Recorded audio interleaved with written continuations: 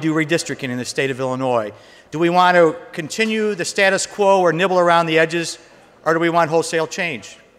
Do we want to let members of the General Assembly continue to be involved in the creating of legislative boundaries, or do we change that and allow the public to be involved in drawing legislative boundaries? There was a reference to the Brosnahan amendment, which we supported, which we would suggest goes a step forward. At the time it did. This amendment and this constitutional amendment actually goes several steps back. If you look at the process, it does really nothing to change the current system, in that it continues to allow members of the General Assembly to draw legislative boundaries. It allows or gives an edge to a majority party throughout the process. No party should have a political edge when it comes to redistricting. This isn't about political power. And as you dive deeper into the substance of this constitutional amendment, I would urge you to look at the criteria section, which under this amendment, I think it's the third criteria, there is the ability and the potential to manipulate legislative boundaries to the detriment of minority districts. And while that has not been discussed much, it is very critical and has the potential to be very damning to the legislative process into minority districts. But again, the bottom line is, do we trust and respect the citizens of the state of Illinois to do this, which is contained in a constitutional amendment that we filed and supported by many independent groups, or are we going to continue the same old song of letting legislators draw their own boundaries? Let's look at and consider what other people are saying outside of this process, not those of us in this room that benefit from us drawing the map. A former state senator who left the Illinois General Assembly back about 8 years ago said, "There is a conflict of interest built in this process," he said. "Incumbents drawing their own maps will inevitably try to advantage themselves." That former state senator happens to reside in the White House right now. Barack Obama recognized and pointed out that legislators drawing their own boundaries only benefits themselves. A current governor by the name of Pat Quinn, as recently as 1:22 this afternoon, said he's not a fan of the plan his fellow Democrats drafted. The governor said he doesn't see the proposed changes as moving the ball forward all that much. Districts will be crafted to protect sitting lawmakers instead of reflecting a particular geographic area. I'm not sure if it's reform, to be honest. Too often, this is an exercise of protecting incumbents of both parties. I don't think that's healthy. That's your governor. He's actually our governor. He's of your party. The Democrat criticism to the Republican plan takes the map drawing process out of the hands of lawmakers who will be impacted by it. Well, of course. Why would we be afraid to let somebody other than members of the General Assembly to draw their own lines?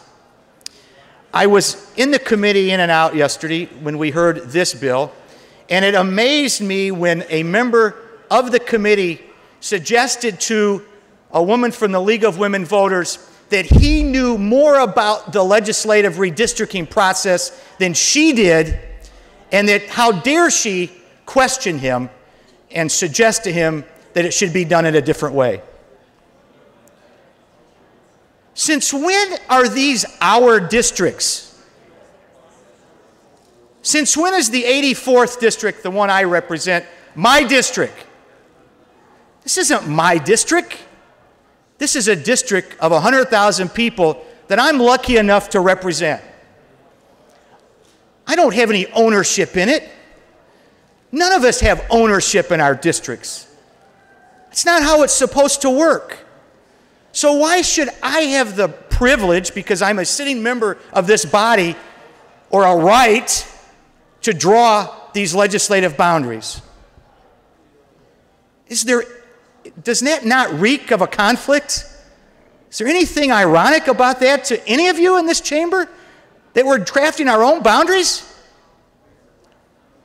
we going to respect the people of the state of Illinois and allow them to be involved in the process?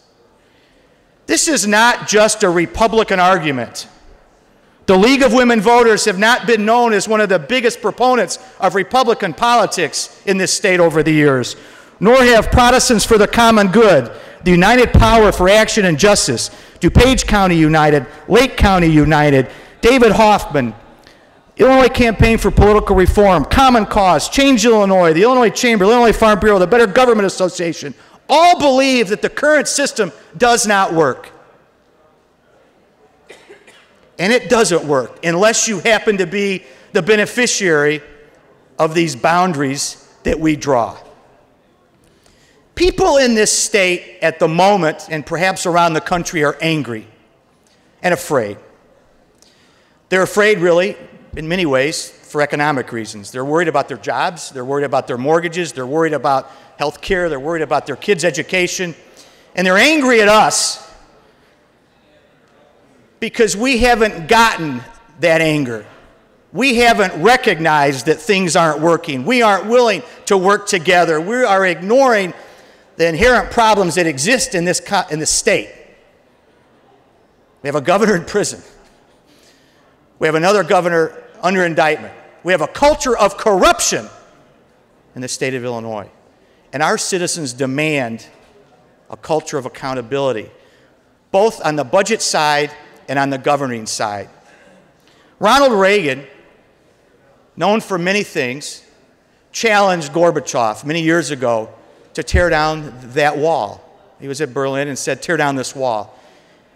And it's appropriate to this discussion because what he was saying in many ways was the idea of not openness in government, of not being transparent, of not being able to express yourself is unacceptable. And to vest the power in a few people is not healthy, and that needed to change. The wall we have in Illinois needs to come down.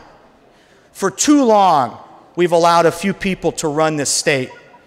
For too long, we have said to the citizens of Illinois, we don't respect you.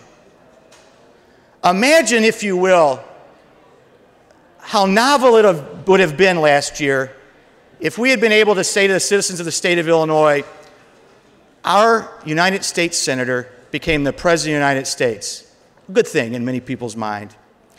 And imagine how nice that would have been if the people of this state would have been able to elect his replacement. But we don't respect the voter in Illinois enough. We had to elect one person under indictment make that decision. Imagine, if you will, in this state, if we would allow the legislative process after campaign finance to be different than what it is now, with only 4 people controlling the money. We regulate everybody else except the 4 legislative leaders. Imagine a state where you had a primary late enough, where people would actually pay attention and understand the issues and understand their voters. Imagine a state where recall included all of us instead of just the governor of the state of Illinois. Ladies and gentlemen, we have to accept the fact that the status quo isn't working. It is broken. It is time to break from the past. The wall has got to come down. We have to say to them, if we are going to have a state that we can be proud of and we can give back to the people of the state of Illinois, that it's your state. And you can be involved in the process. You can help draw legislative boundaries. It will not be a few people drawing boundaries to protect themselves. The independent groups get it. Barack Obama got it. Governor Quinn gets it. But the people that benefit don't get it. What does that say about us? We're really at a critical time in this state. No one respects us. They're ashamed. This is an opportunity to defeat this, present the constitutional amendment that takes it out of our hands, takes it away from us, and gives it to the voters, gives it to the citizens, and say, you know what, we really do get it. We know you're angry. We know you're scared. We know you want your state back.